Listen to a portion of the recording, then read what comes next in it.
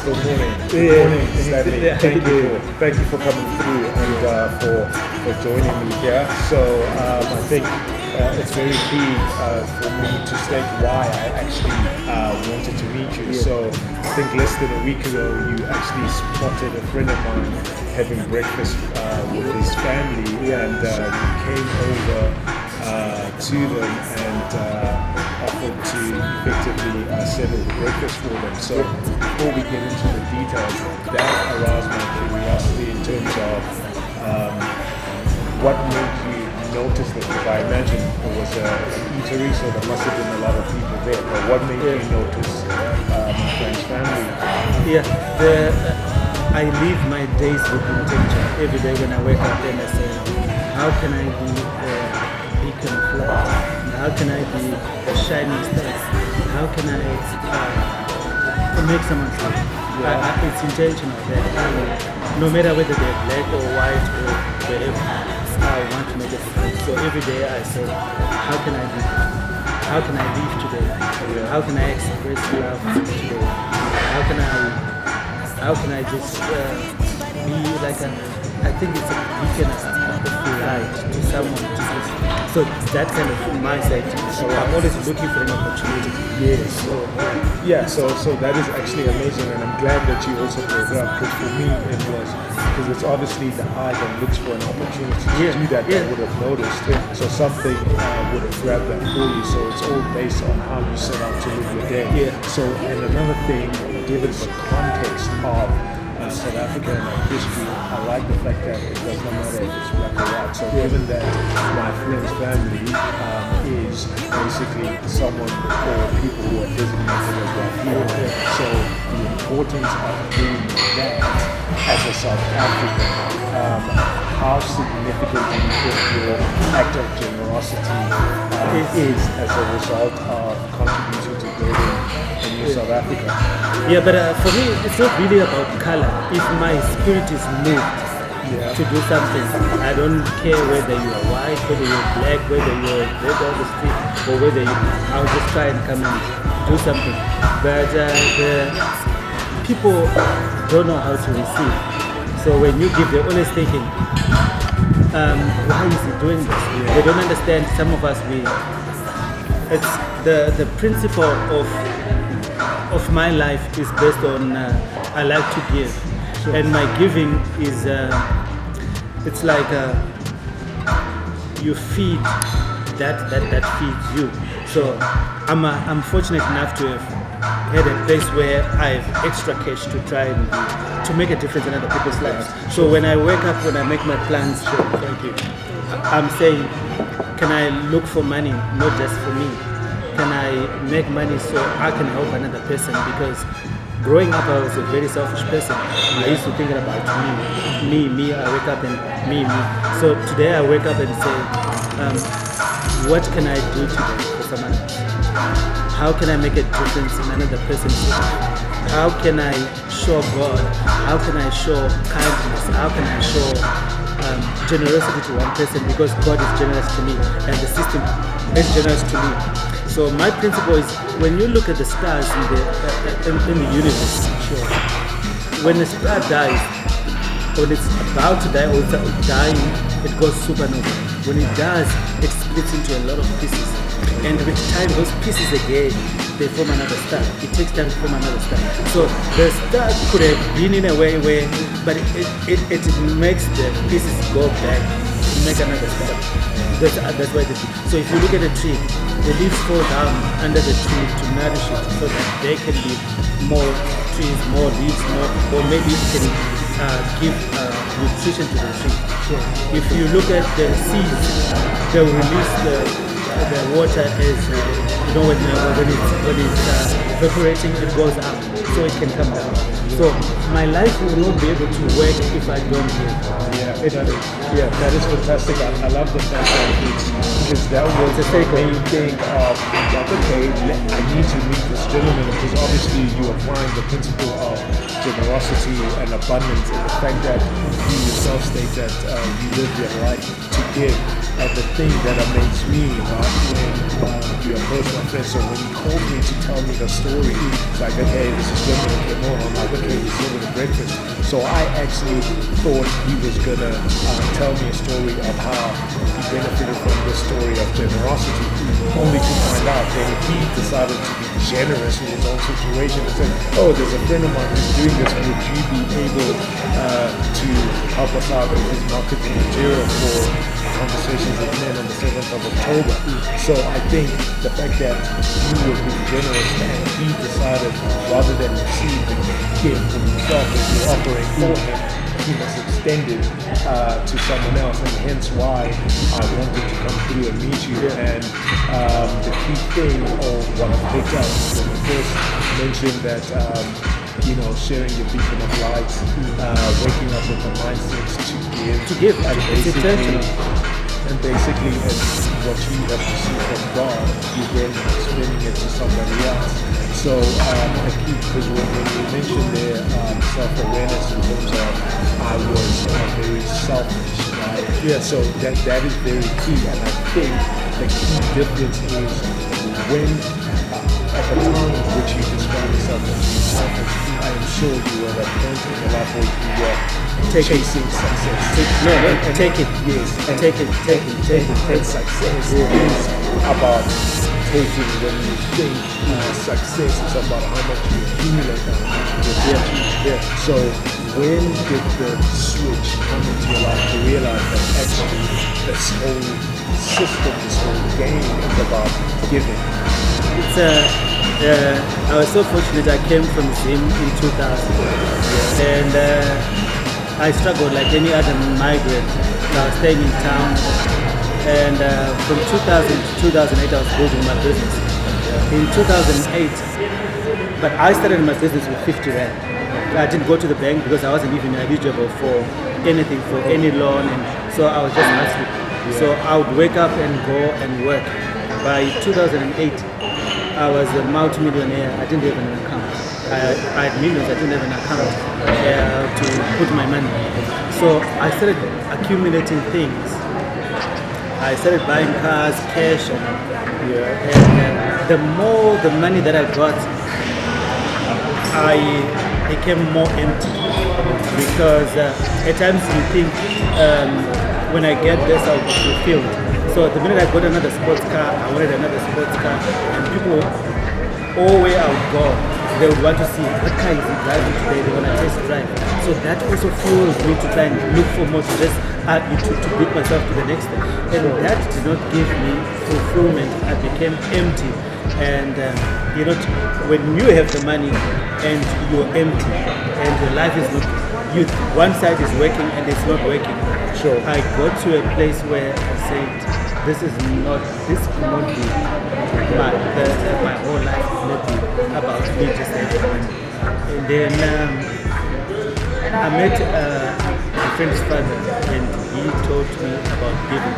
And that time I put my money into investment. I had no liquid cash, so I was actually like where I did not have money liquid that time. I couldn't access my money. So he taught me the principle of giving, and I realized that that's where my life was wrong. So my friends, they tried to help me with cash. They tried to do these things for me because they knew I had money, but I couldn't access my money there. And then I went back to them and I said, I don't think money is going to solve my problems. I have to find myself. So I went on to that journey to try and find myself. And when I didn't have money, I made a commitment that I was going to wake up every day and say, what can I do for someone else today? And I had so much clothes, so I had to wake up and think about something that I was going to give to someone that day before I thought about what I was going to wear. So that was like a shift in my thinking, whereby I'm not waking up and saying, what do I want to get? I'm waking up now saying, what can I do for another human being apart from me? Yeah. So then even though when I didn't have money, it gave me meaning. It became meaningful because the joy of me just trying to give to someone else, it just brought joy and it brought fulfillment, even though I didn't have money that time. Yeah. So I remember one day I was in Greenside. I saw this gentleman and I was going to put petrol, then go into the shop to buy something. Sure. He was selling something, and I said, I don't have meat for this, but I can buy you lunch. He says, okay. So when I was working again, he stopped me and he said, sir, please can you give me the money instead of the lunch? So I then said, okay. So I was with a friend, and then I said, I'm gonna drop 2,000 rand. If I'm gonna ask him how much he wants. If he says 2,000, I'm gonna give him. So I drew the money. I just came and I said, my guy, how much do you want me to help you with? He says, just give me anything you want. I said, my man, how much you want me to give you? He said 500 rand. So he said, if I say 500 rand, will you give me? I just took the money account and I gave him 500 rand. He went and he sat down and he started crying. And I said, why are you crying? He said, I haven't sold anything the whole week. So I closed it. I was still taking because I promised myself that I was going to do it for 30 days. Okay. So I stood at those clothes and then I gave him the clothes and I gave him the money.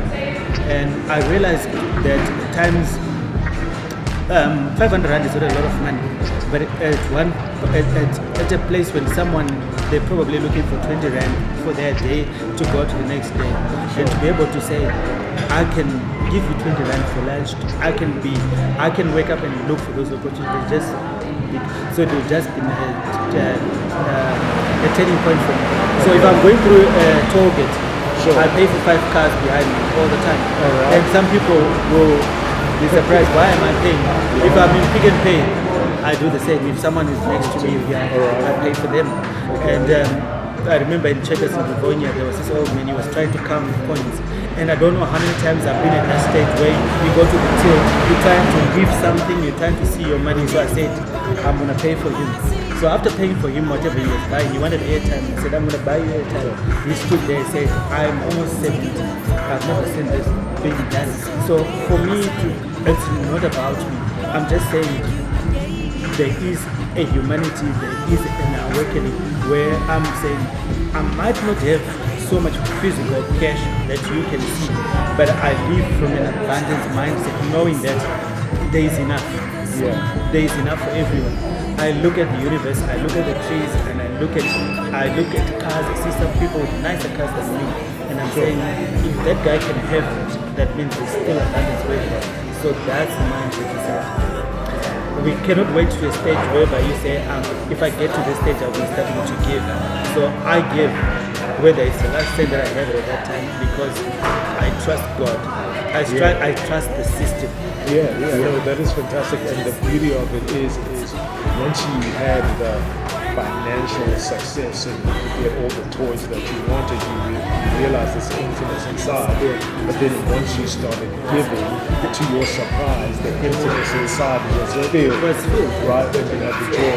So now, in terms of beginning this journey and this quest, how then did you get, to discover or encounter God? When growing up, I was a Christian. We were like a scripture union. I was a leader, but I backslided. But so when I was in that place, when I was low on cash and friends, they tend to desert you. Yeah. So I had a quest to understand God, and I think when we are born, we are strangers in a strange land. So I think if you find yourself in a bush or in a forest, you want to know, where am I? So you can try and find how to get home. So I think we are born, and I think we take for granted that we're here because we just see everyone living a simple life and we want to be there. So that I began to have a curiosity about, who am I? Why am I here? So I started studying a lot about God, and I realized churches, they teach more about salvation, they teach more about judgment, they teach more about sin. They don't really teach more about the abundant life. And at times as Christian people also, they think when they do a small sin today, God is sitting with a clipboard and saying, Lundi, you've done this, you're not getting this tomorrow. And the God that I know is not doing that. The God I know is looking and saying, there's a potential, you can do better. And there's love there, there's so much love. So I don't think the world really understands the side of God that says everything that you need in your life, it's given. I don't pray for something to say God can have this. It's given. It's given already. I wake up and I have gratitude. I wake up and I walk around and I say, God, I thank you that I can open this door. God, I thank you that I have this car. And God, I thank you that I can just alive today.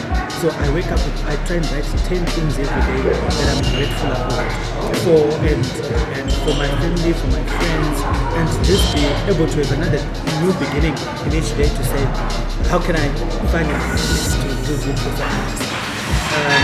When I met Jumi, That's our time about. when I met Jumi, he said he's not working. Sure. And I said, what did you start? He told me journalism is a very smart guy. And he says, and I said to him, Jumi, where are you? He says, and I'm in Manasuka. And then I said to Jumi, I want you to find a home and go and help them with a home for 5 days. I'm going to give you 2,000 for finding a home and going to that home and helping them. So that one day I'll come and spend the day with you there at that home. So he thought I was joking. So he didn't take me seriously. So he said, no, I'm going to watch a soccer to take to Devon. So I looked and I said to him, priorities. He wants to go and watch soccer. I don't watch soccer. I do watch too much TV. I just look for content that uplifts me. So he phoned me. He says, I'm ready. I found the home. I said, okay, go to the home. Let me speak to the owner of the home. I spoke to the owner and he started going there. So I went there the day. I spent the day with him. We did shopping for the home. So we gave him the food. I kept my promise. I gave him the $2,000. So he said to me, I've done so much of that helping. And I said, how old are you? He says 20. And I said, at 28, you will never be able to do enough for other people. So from then his life has changed. So I'm always looking at a place for an opportunity to pass on that idea that you can make another person's life work before yours. Because at times we want to give, and giving is not only about money. The idea that he could go there and say, can I help with the door which is falling? It was his time. So the more you start doing a little bit of other people's thing, the vibration and the energy starts to change and shift. Because success, real success and happiness and money, they're at a certain level, energy-wise. So for you to be at that level, you need to get your spirit and your life to a level for you to be able to access it. Yeah, the key thing I want to touch on what you mentioned earlier was the fact that a lot of people find it hard to receive, and I boil that down to the fact that they don't have the seed of gratefulness. So you are particularly someone who's clearly practicing gratefulness and thankfulness on a daily basis, because when you think about it, if you're not grateful and thankful for something, then you haven't truly received it. Because as you say, God has given you this life. Are you grateful to have received it? Because then once you're grateful for it, then you're able to identify what you have been given that you can then give. I'm on to purpose. others. I'm on purpose. Yeah, I'm on purpose. The idea for me for life is, I thought about it. When at the end of my life, I want to smile, and maybe other people will cry. I want to smile knowing that I saved, because I think the whole purpose of life is saving. Yeah. We are here to just wake up and say, how are you doing today? Not just because I want to hear, no, I'm fine. Really, how are you doing? That real conversation. It's to really know how are you doing. And for this, it's a Monday, and it's a busy Monday. And I've got adverts running. I switch off my phone. Why? Because I'm present in the I want to conversation. be present. I want to be present with you, and I want to be present when I'm doing it. Yeah. So that's my take. So the message is to, if your life is not working, make another person feel better. Your life will work. You captured it later to say that I honestly called you up because I was interested in the man who would do this, right? So when you agreed that yes, fine, let's meet. First of all, it was like your your availability because you wanted to meet on Right, Saturday right, afternoon, yeah. right? But I'm like, no, Saturday afternoon, and then he goes off. Then I'm with the boys, so I can't do Saturday. You're like, okay, tomorrow. I'm like, no, tomorrow is Sunday for me, so I don't do anything work related. And then I'm like, okay, let's do Monday. Then we agree. Then afterwards, you then call me to say, actually, me meeting you is going to serve something that I need. So then I was like, okay, fine. I just wanted to meet you to know you. If there's something I could do for you, sure, I'll do it. And that's why we're having this conversation. And it's quite ironic that the conversation has been about serving and helping people, right? It's So it's amazing. that's the effect of, like when you're trying to, even him now, I thought I was helping him, but now he's saving me, he's helping me. Because it's the whole thing is like when God created something, right? The reason why there's so much diversity and difference in the universe is that in that diversity we meet each other's needs, right? So if he didn't study journalism, you wouldn't have someone to be shooting your video, and if you didn't need someone to use your videos, he wouldn't have someone where he could express his gift and what he trained for. So that's the importance of diversity, which most people feel. So once again, how the culture and society has tricked people is the fact that you need similarity. Yeah, similarities play their own part, but life is where we differ because then it emphasizes God's need. He created for us that we need each other, and in us meeting each other's needs, we then see God's provision for us through other people. And that's the whole idea where no man is an island around who we are because I am because we are. Because right? you are, yeah. So that's where the whole thing is through. So, yeah. So it was intentional for me. I did not decide because I know my goal and I know my vision. I know you come first. My phone is off, like I told you, and this is course for business now. So my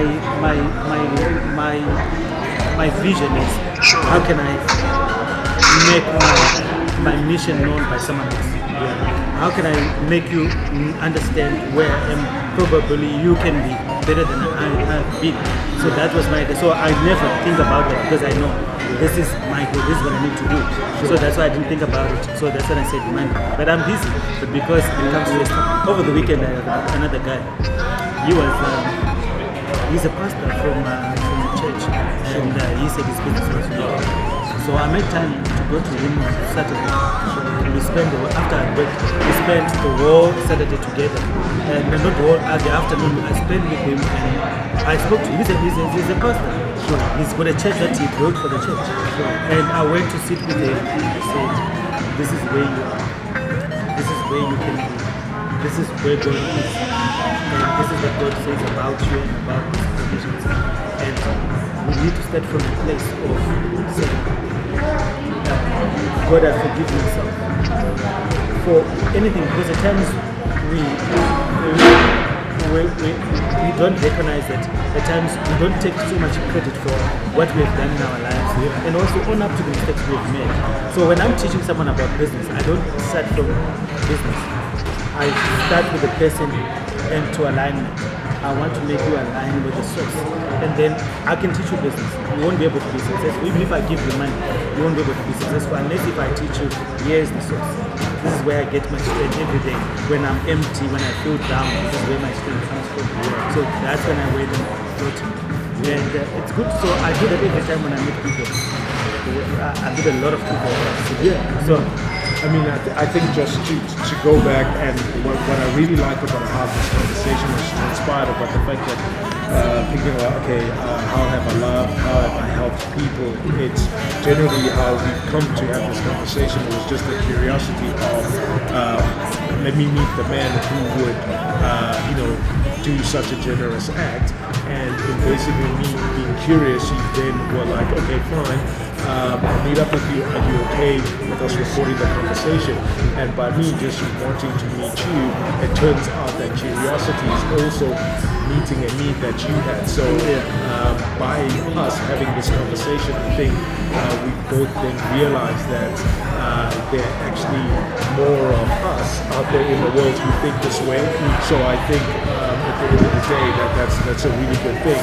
But one of the things I wanted to touch on, given that on the previous clip you mentioned your daughter, is basically just understand, your family life and how your life is centered around them. So what role does your family play in you living this principle of giving and abundance? Yeah, I'm teaching my daughter that she can be whoever she wants to start with. She's a 3. So if we go to the shop, she knows I can buy anything. But at times I say, not today. It's only buying this today.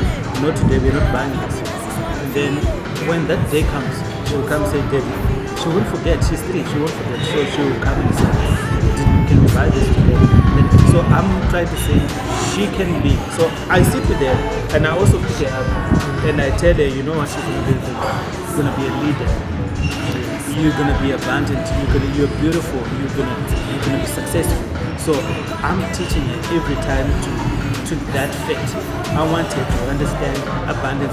I want her to understand giving other people. So at times I buy her things and say, can you go give this person? Can you go and give this person?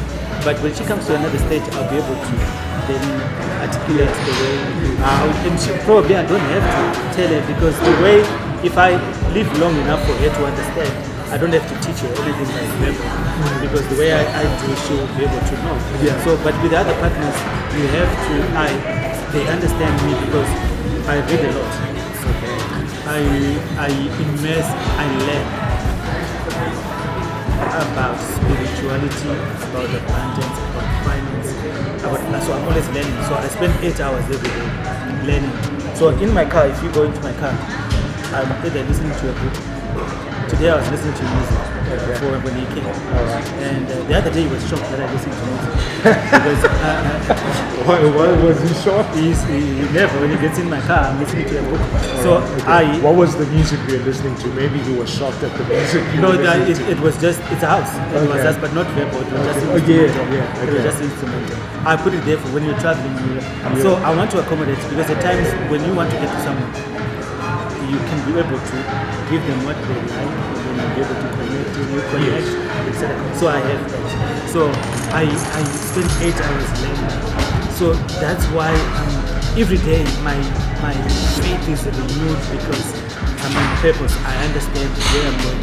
And people think learning is when you finish school, that's when, and people don't. So there is a CEO, like people who own the brand business, most of them they read. Like they read about 50 books a week. Yeah. And most people read one book. Some people don't. So my knowledge and wisdom comes from seeking to understand nature, seeking to understand myself, how I work, and that there is mechanics that are happening in my body, in your body. If God has made us to understand there's so much noise happening in your body, but you won't be able to focus in your life to carry on. But our subconscious is regulating our temperature. The blood is flowing, some other cells are being born, and some other cells are dying. So in 12 months, your body is renewed. The whole body is made new. So to understand that, and I'm only asking for, like this year, I wanted 20 million this year. And I'm only asking for 20 million for this year. And there's probably one company that is the 20 million advertising budget. Am I asking for a lot? No, it's impossible for me to have 20 million. Yes, what can I do with 20 million? I can help another one with 20 million. Yeah, so that's my idea today. Okay, cool. And then your wife, I hear you mention your daughter a lot. The lady in your life, what would you the say mother of about my her? child, we're not together. I've got a girlfriend. But my girlfriend now, she's a good learner. She's more into the way what I am. So in my bedroom I've got a TV. My TV is in Wi-Fi. So when we go to time to sleep, I go earlier and then I learn something. When I wake up at times I put it on, but normally in the morning I don't. So only on weekends when I do something. But I wake up and I go for a walk. Sure. So, but she is now, I've managed to set a business up for her. She has just one first client from abroad. She did a successful event. So she's a good learner. She wants to learn. She's hungry, and she's I don't know how to say it. When someone wants to say, I want to know more of how you are, and some the mother of my child is the one she wants to watch TV. She wakes up, she wants to watch Generation. She wants to where you have no value. So this one, you can go into the house and everything is okay. She's working and she's on YouTube. So that's what we do. So we spend almost 3,000 every month on YouTube and so she's done well.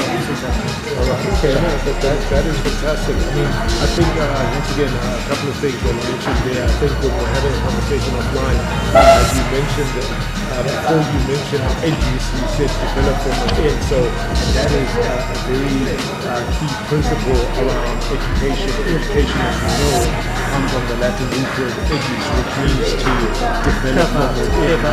So at the end of the day, it means it means that at the end of the day, formal education is a type of education. So people who see education in its totality as formal education through the schooling system, they are the ones who start learning once they get the certificate. But it needs to be a lifelong thing. Hence why you spend 8 hours a day and you read the books that you read. So the secular education, it's okay, but it's not enough to make you successful. So people who went to school, graduates, they're always stuck, they overthink things because of the education. It's probably like a stumbling block. So when Tumi says to me, he went and studied journalism, and he says to me he's looking for a job. I was going to turn in to donate some money for a church, and I said to Tumi, why don't you start your own blog? Find some news and report on the blog. The newspaper that you want will come to you when you just go on your way. Because what I was trying to say to him? Create your own environment. I've never worked for anyone in my life, only for 5 days.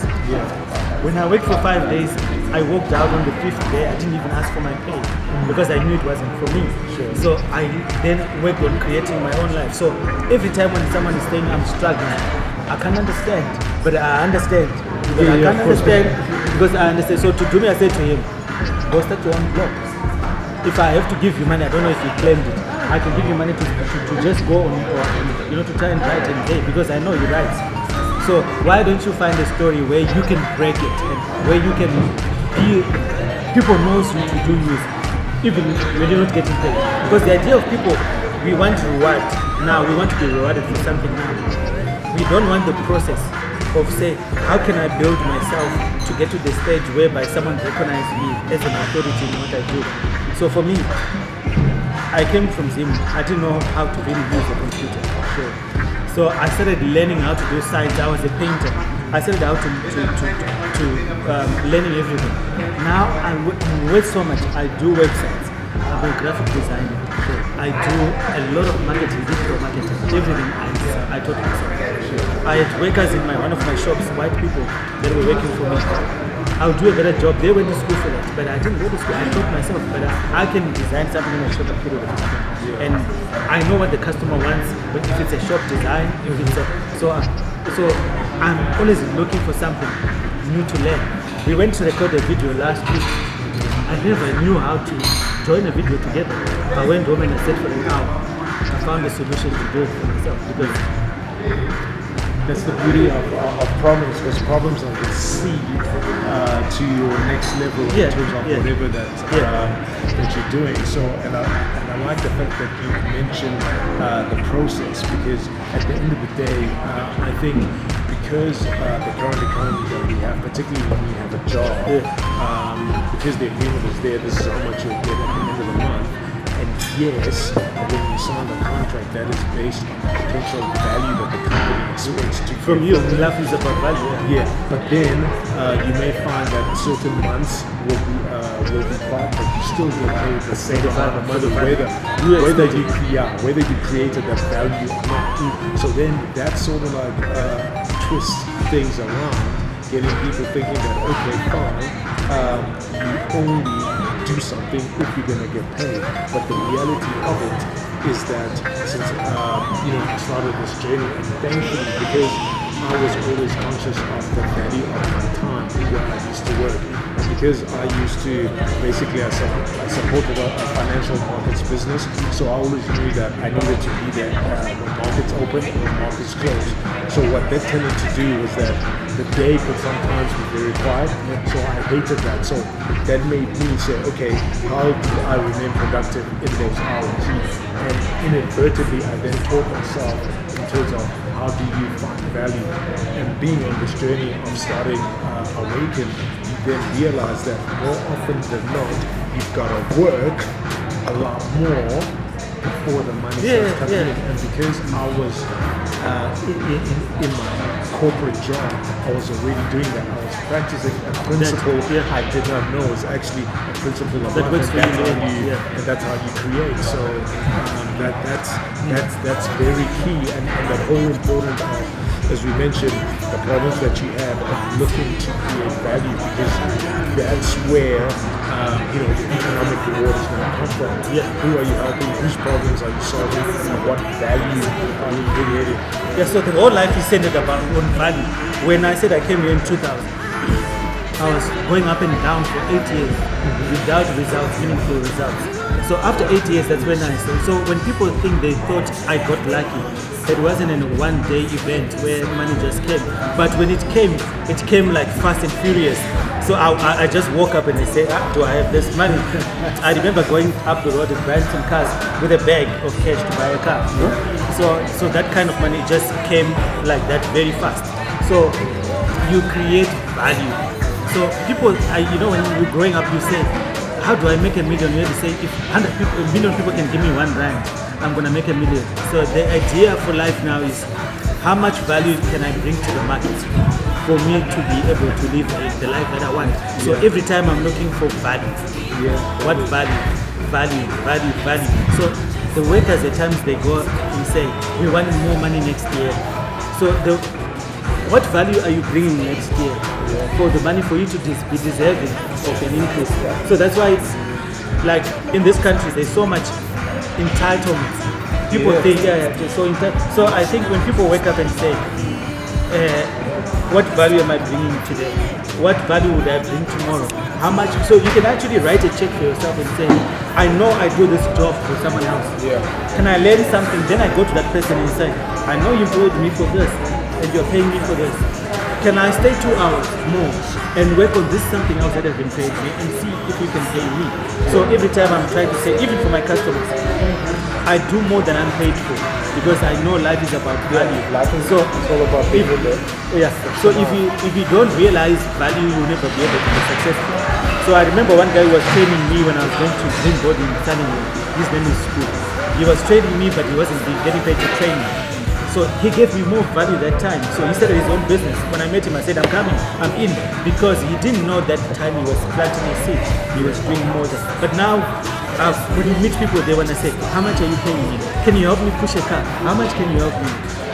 When I see someone stuck willing to be pushed, I'll park my car. I'll push that person's car. So one day, someone was stuck in the middle of the road. I put my car, I went and I pushed the car off the road. And I went to, I'm not looking for any reward from that person. So, but every time we're saying, what's in it for me? I mean, the fact that you already helped them out on the side of the road, you got more out of that gesture alone. So than trying to so you money. did. So money will not. How much 100 rand will not be? I'm not looking for 100. So I mean, one thing I want to touch on that you just mentioned now is entitlement. Just I love the fact that you mentioned you came in 2000, in 2008, you had all this cash, you didn't have a bank account, and it did not surprise me when you mentioned that you were from Zim. That makes sense for you guys that you gotta have cash. Whereas in SA, it's more on credit that you get all these toys that represent success, but which actually trap you. So now with the idea of entitlement, what does entitlement prevent you, or what is it actually robbing you from, the attitude of entitlement? Because you entitlement, you are expecting someone to do things for you. I'm saying because I'm your child, you're supposed to give me. So because I work here, you're supposed to give me. Because the government is supposed to build a house for me. Because the president is supposed to do that. The NC is supposed to do something for me. So I came here, I said, Stan, you're in a foreign land, you are alone. And then I said, what can I do to change my situation? So I said, this is what I'm going to do. I'm going to wake up and go and look for work. I would walk all this. There was no taxis here. I used to get a taxi to Randburg. And then used to wait for a taxi an hour to go to Cresta by time. So there was no taxis here. I used to go from Randburg, walk to Bridgestone, which is in Oxford Road, to buy materials for a job. And then walk back and work the following day. So even when I didn't have work, I wouldn't sleep in the place. I would wake up like I'm going to a wedding. So even now, I've got a beautiful place. I can sit in my house without even going out if I want it for a long time. I've got everything. But I wake up every day. I'm in underdog every day. I don't get to a place where I rest and say, I've made it. Because I'm not only thinking about me. One day I did a job for Bushiri. We went to deliver some flyers with a friend of mine. They gave me 45,000 in cash. So my friend, it doesn't work with me. I gave him 1,500 and I said, go. We went out that night to spend that money. I had 40-something thousand that I made. I went home and I made eggs and bread and I slept. And I woke up and so money does not, I see money as a resource, not something that it's a resource for me. What can I do with it? Where can I deploy my resources to try and create something that I want? How can I build someone with those resources that I want? Like today we've got a program where if someone nominates a family where they need groceries, they will tell me this family needs help. I'll buy groceries and I'll go and give the groceries to that person. So we do that because I just want to try and say, how can I make a difference? How can I get two people to be in the same course and make a difference? So if I can start and get someone to start and we are 5 people and we are 100 people waking up and say, what can we do for another person? Instead of, how can I buy another car? I'm not into cars anymore. One thing I've definitely realized since began my journey with Awaken is that it's amazing how quickly and how flies by when you truly engage with someone. So I really like the content of our conversation today, but obviously I think we could spend days or weeks just chatting and seeing how much can come out of it.